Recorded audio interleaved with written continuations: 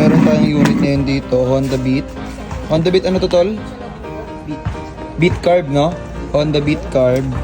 Natenga siya ng isang buwan, hindi nagagamit. Tapos wala siyang supply ng kuryente.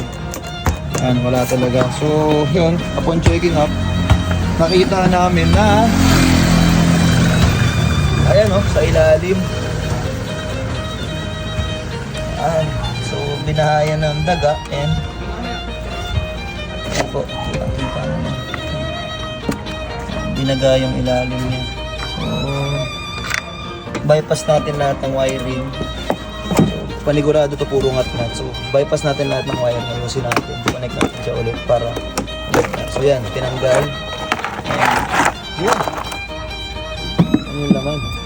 Ayan, ayan yung laman. Binahayan to ng daga. Sino kayang pumufood trip dito at meron pa mga buto-buto ng manok, no?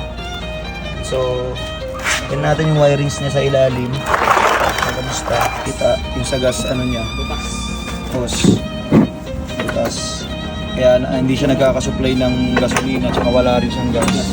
Naubos kasi dito. Okay, pon-checking nga pare, anong meron dyan? Putol-putol na wire. Yun na nakita na natin. Yan ang wire niya lahat, oh. Kung makikita nyo dito, yan, putol-putol. Yan din. Dami siyang tama na wiring. So, ayusin natin lahat to para takbo natin siya. Let's go. Set tayo ng wiring. Yung mga bypass wiring. Tingnan natin yung mga yung mga wiring. Ito, restart nyo nga. Yeah.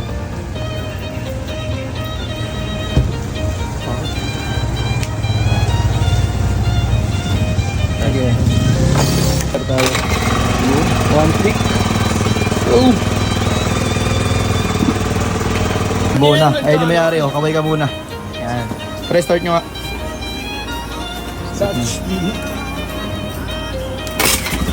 Yan. Ayun yung kaninang pinatay ng ano, walang kabuhay-buhay.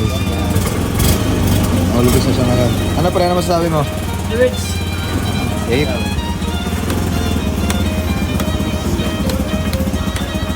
Solid ba? Solid? Solid. Primo garage lang. Primo garage, guys. Paano rin mo tol, yung kaninang ayaw na wala lang buhay. Pinulak.